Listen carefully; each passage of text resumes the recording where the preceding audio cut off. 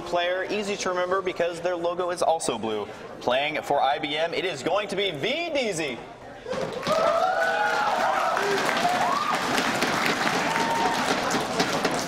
Now, the first two games in this series were fairly short. I mean, on all honesty, the maps sort of caused that to happen. Metalopolis really close by ground position. Shakura's Plateau, even though a lot of people consider it a macro map, a lot of those early aggression, early pressure is still quite effective. But on this map, it's like hard to cheese. I mean, believe me, right. People on the ladder figure out how. Oh, they will cheese you all day, especially if you're on the North American ladder, where if you get a macro game, you're not going to be getting one for a very long time afterwards. Now, we do see VDZ making his SCV dance there quite heavily, but he's going to be walling in here. And Sean, I'm curious on your opinion. Terran players used to wall in always versus Zerg. Then they kind of stopped because of those early baneling busts, and now I think they've kind of figured out, no, I'm just going to go ahead and keep walling in. So do you think that in the current metagame, this is the correct thing to do? Oh, absolutely. I mean, it's one of those interesting, questions. How do you know that, he made kind of a heart. He made kind of a very, I guess I'd call it a low frequency heart. Yeah. Throwing down there, there's J-Dub with the expand. This entire matchup really revolves around expand timing. So you can essentially say he's either throwing down a hatch first, he's going pool, then hatch, or he's going for some sort of gas first build, and then I know I need to play really defensively. Right. All you need to do as the Terran player is check on those gas geysers, and if that's the case, you can easily afford to build extra barracks and know that you're pretty much going to be fine, because the amount of money it takes to build those extra barracks is way less than the amount Zerg loses by delaying that expansion so much. So that's pretty much how players avoid the baneling bursts.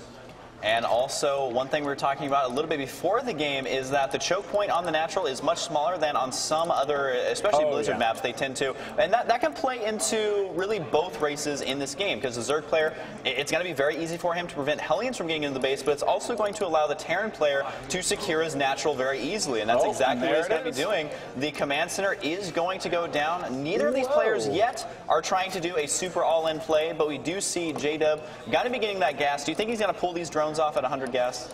I would not be surprised to see him do that. More and more players are trying to do this sort of very, very straightforward, just get the gas and focus on the minerals and really drone non-stop. But if he wants to go for some sort of very fast two-base mules, he's going to have to leave those on. But more and more we're seeing Zerg players steer clear from that. And look at VDZ with the extremely defensively placed bunker. And also, right now, I noticed that he has thrown down both of his geysers already inside of his main base. And someone who's not as familiar with StarCraft will maybe not realize that 2 early gas from a Terran is not too common. This is going to open up a lot of the different tech paths. And any predictions on what such early double gas while playing defensively can lead to? I wouldn't be surprised if it's still to get the Hellions somewhat quickly. Yeah, there's the factory going down, and will he be going for the reactor? And it looks like, yes, reactor Hellions will be the choice for VDZ. This is a way to get some Hellions up to control some of the space. You're not really trying to burn down any drones. You're trying to go for the long-term play. And, oh, Husky, you called it. J-Dub pulls one of those drones out of, or leaves only one drone into the gas guys are now going for that Zergling speed upgrade. And it looks like VDZ, getting double barracks, following it up. VDZ playing a very nice long-term macro game. Yeah, this is going to put him in a good defensive position as well. The only thing he's going to have to watch out for is a lot of roaches moving out across the map. I have seen it work on this map before. And with that bunker placement, it's going to guard this mineral line from Zerglings. Also going to be guarding the ramp from run-bys. But if roaches start getting into the equation, then the roaches can easily outrange the bunker at least a safe distance to begin attacking that orbital command. So it's going to be really up to J-Dub here. Is he going to continue droning quite hard? We do see 7 drones on the way. And he also has his creep spread going down right now. One thing he's going to have to watch out for is the Hellions being able to prevent that creep thread from basically securing towards that third base. But for J-Dub here, I think he's going to be okay to keep making drones as long as he does a little bit of SimCity or at least uses his queens to prevent Hellion harass. This is sort of an interesting position that we see J-Dub in. He is going for the Baneling Nest as well as this extra evolution chamber, but this doesn't look to me like an offensive Baneling Nest. He's getting the layer up now. I really think that J-Dub was looking at what his opponent was doing and kind of going, I see this expansion, I see this sort of weird placement. Are you trying to pull a fast one on me? So he's getting that just in case a whole bunch of Marines pop out of nowhere, because you never know when the spirit of TLO will descend into VDZ's heart. Oh, so true indeed, Sean. And also important to note is that our Zerg player has not scouted that factory with the reactor on. I mean, as soon as he sees these Hellions, he's got to know exactly what's going on. But anytime you can deny the intelligence of your opponent for as long as possible, and also look at that from VDZ. He scouted up there with the Hellions and then backed out. He's hoping that maybe even the Zerg player didn't happen to be looking at the third base right there. Again, trying to deny that intelligence as long as he possibly can. It does look like the Hellions are going to get surrounded here at the watchtower. And Zerg, he's got to try and clean those up. Not able to get the kill, but he did do quite a bit of damage there with very little losses. That was an amazingly nice play there by J-Dub, surrounding the Hellions, doing as much damage as he could, but I think the hallmark of an expert player is not someone who tries to deal the most damage, it's this person who tries to take the least damage. He wasn't concerned about eliminating those two Hellions, he was concerned about keeping these Zerglings alive, and this means that J-Dub now can continue to take control of these Zeldnaga watchtowers. Boom! Two more geysers going down right in sync, and J-Dub has now established control of the third. And man, is VDZ playing for the late game. A double engineering bay in the top right. Yeah, playing it about as long term as you can. But J-Dub is moving out with 4 Banelings. He does have quite a few Zerglings. How many is he up to exactly? 24 Lings and 4 Banelings in all. He's also working on some upgrades as well for his Roaches and Baneling speed. But it may look like he's going to be super aggressive here, but he's really not. He did drone quite heavily there. I believe it was 8 or 9 drones that he made right there. He's transferring more and more drones into that gas. And you have to remember, since he got his third so early versus those Hellions, he has to be able to defend against that. And that's exactly what it looks like he's going to be doing here. May even leave the Banelings at the top of his ramp to try and prevent the Hellions. No, he's going to be just backing them up just a little bit, kind of waiting for that Baneling speed here, but continuing to make more and more drones while he macros up on his third. Yep, it looks like J-Dub now with those extra gas geysers is going to be in prime condition. But again, J-Dub playing a little bit cautiously, getting that Roach speed upgrade. He's really seen nothing but Hellions, and this is exactly what VDZ wanted. He wanted to try to hide himself as best as possible with those Hellions and get this big epic macro mode set up very nicely. And yes, that was the one key missing piece, an extra command center, and now VDZ, I mean, both players playing virtually flawlessly. Yeah, the only minor error from VDZ is going to be a slight supply block here, but considering he did plan to expand on the back of this, I think it's going to be okay, although right now he is going to be pushing out here. We do see Medevacs, Marauders, Marines with those 4 initial Hellions. I really do like this unit composition, but is the timing going to be good enough? Because the 2 Spine Crawlers finishing just in time. But for some reason, it does look like J-Dub decides to go here. I think falling back to those Spine Crawlers would be a good choice, but he needs to make sure to make some units and make them fast. Some very nice control coming up right now from J-Dub and VDZ, but it looks like that little lip drop micro might be too much. Loading them up inside of the Medevacs, not overcommitting there. Kind of curious on the units lost tab. Overall, J-Dub has lost more. I think the majority of the reason there is the engagement a little bit too soon instead of waiting for the Spine Crawler defense. And also, he did have to use Banelings there. And even though they may have got okay hits, you got to remember that Banelings are not free. So you have to make sure to be very cost effective with them. If you're killing a Marauder or a Hellion, you really need to kill more than that. Yeah, it looks like we see the hatch now going down for J-Dub, doing exactly the right thing. Like you said, he may have wasted resources on those Banelings, may not have been a clear win, but he knows that he has time, so he's going to use that time to get up that extra hatch. And interestingly, J-Dub only just now getting the Spire, instead favoring getting, looks like an infestation pit. Now pathogen glands coming up for that. Meanwhile, the natural expansion VDZ has a nice little wall off, getting more barracks, his command center finishing up. I mean, both players playing absolutely stunningly well. Oh, absolutely. I mean, the workers killed is at 0, but we do see a major attack here from J-Dub. He's going to try and break the entrance. We'll be able to do some damage with the Banelings. Is he going to get some good hits there? No, not quite yet, as the micro on the siege tank does absorb a lot of that. The siege tank does finally fall. SCVs are forced off the line, but looking at the workers killed, it is still 0-0. So both players are able to hang on and keep their macro going. Wow, that's crazy. These players... They just want to let each other do what they want. And look at that, 78 drones, 65 SCVs. Looks like, a medevac got shot down out of the sky. Or no, excuse me, that was a Viking that got shot down out of the sky, picking off a couple of overlords around the area.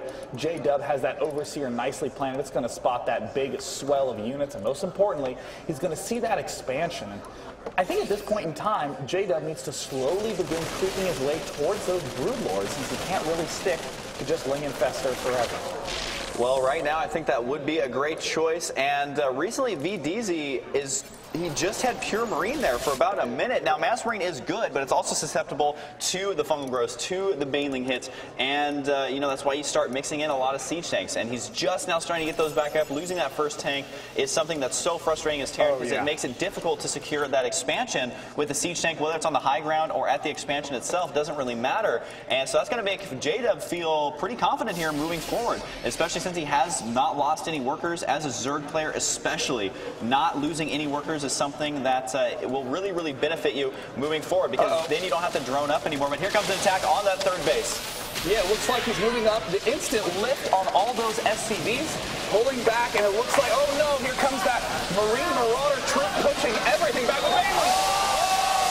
Here comes the Baneling right there. I thought it was a misclick, but maybe it's going to be worth it as J-Dub does decide to come in here. We're going to have to keep an eye on that unit. Here comes the Minox flying in, focusing down the medevac that did have one unit inside, and the workers are transferring back right now. VDZ, even though he has decent upgrades with that 1-1, his Zerg opponent does have the 1 armor, the 2 armor nearly complete as well. He is forced to fly inside the main base. It looks like the commands are going to be taking a lot of damage here, so the multitasking of VDZ is going to have to really step it up. But you got to remember, since there's been no killed workers, that means the attack is going to continue. And gosh, in one fell swoop, that Baneling placement so crisp, cleans out most of that Marine Marauder force, and now J-Dub is doing mass harass at the front and the back. J-Dub from Team Epic playing so well against that ace player from Team IBM. VDZ under so much trouble, that tank getting pinned off. The third command center has landed once again, but VDZ looking to be in a terrible position. We mentioned the Zerglings needing to counterattack all game long. That's exactly what we're seeing so far. Harassing the main with the Mutas, attacking the expansion with the Lings. Even though a lot of the SCVs are still alive, the Marines able to clean up the Lings, but you have to watch out for the Mutas. He may be able to take out some of the Mutas here, though. He does attack to the left side, and I don't know if he was, yep, he was under the influence of Stim right there, so those Mutalists would have melted away, but a lot of supply depots have gone down. Supply is 90 to 180, and this shot is why you have to kill some of those workers, even though VDZ is hanging on here, being cost-effective. Oh, the Baneling does take out a lot of the SCVs and some of the Marines as well. This is not looking good for Mr. VDZ. VDZ had a really nice mixture of units, but that one little misclick against those Banelings may have cost him that one game. And it looks like VDZ now throwing down all the mules, trying to recoup, and really his only play at this point is to go on some kind of major offensive, but in the meantime, J-Dub already has the hive up. We see the Greater Spire is being morphed in. J-Dub having total control over all these bases, now taking a fish in the bottom right. The Mutas almost getting sniped there. They do manage to go into the undefended main, and if you want to see just how this game is going for a Zerg player, take a look at the units lost tab. 63 workers killed to 0 for VDZ. I think he was hoping to do some drop play. Here comes the Zergling counterattack, as well as the Infestors throwing it down, and the GG from VDZ. Team Epic cleans it up very, very nicely. I mean, that was a super slick play from J-Dub, just controlling that game start to finish.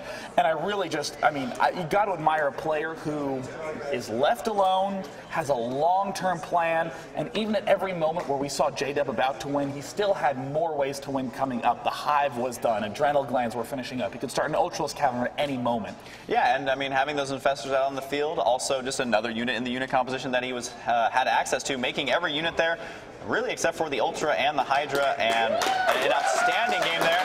There is going to be the winner.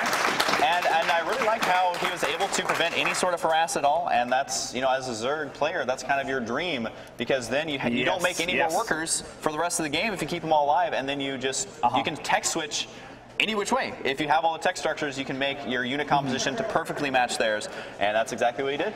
Yeah, but I mean, it was a couple of small things for VDZ to add it up really, really fast. I mean, most importantly, it's like what you were saying earlier, just losing 1 or 2 tanks early crushes your momentum. Because if you think about it, a push really can't begin until it has around 5 tanks. 5-ish is the money amount where Banelings and Roaches can't really touch your Marine Marauder army very easily. So if you're killing off 1 or 2 tanks here and there, suddenly the push is being delayed by a minute, 2 minutes, 3 minutes. And that sort of passivity allowed J-Dub to get those extra bases and 8 geysers going. Yeah, that's a very important thing to remember for Terran, is that those first units, you just want to snipe a couple here and there when you can. You don't have to crack the turtle shell, so to speak. You just make the push that much weaker. That really goes for any matchup, especially in like PvT. If you snipe a Marauder here and there, it snowballs out of control for them, and that's exactly what he's able to do. I'm impressed. He's like the world's best best boss because he didn't lose a single drone that entire game. Now, one thing that I do want to note is that this brings Epic up to 2-1 lead over IBM. And this, again, is a position they've been in many, many times where they might lose one or two players, one or two games here or there, but they just continue to dominate start to finish. Yeah, now if they do end up losing this next game, I mean, that's going to put them kind of on the edge there. But if they win the next game, then all of a sudden it's a best of 3. Point. And then it's craziness. Yeah, I mean, I really think that can't be emphasized enough that this game number 4 in any sort of best of 7 is one of the most pivotal matches in the entire series, because it's either going to tie the series up to 2 or it's going to bring it to 3-1, which means that a team is now 1 game away from closing the series. And the instant you're 1 game away, the pressure is on all the rest of the players. Even being player number 6 and watching teammate number 5 in game number 5 is just brutal, and it's mentally exhausting. That puts a big burden on you for those upcoming matches. Speaking of the upcoming matches, yes, the next map is going to be Antigua.